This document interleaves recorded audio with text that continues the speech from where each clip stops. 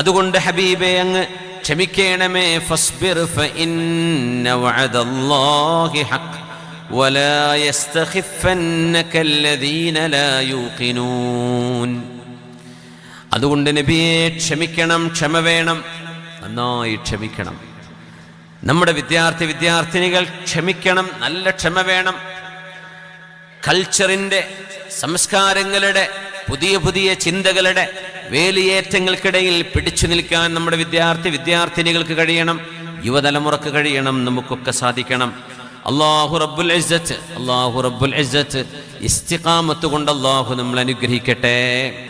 ബിസ്മില്ലാഹിർ റഹ്മാനിർ റഹീം. ഇന്നല്ലദീന ഖാലൂ റബ്ബുനല്ലാഹു സുമ്മ ഇസ്തഖാമൂ تتنزل عليهم الملائكة ألا تخافوا ولا تحزنوا وأبشروا بالجنة التي كنتم توعدون.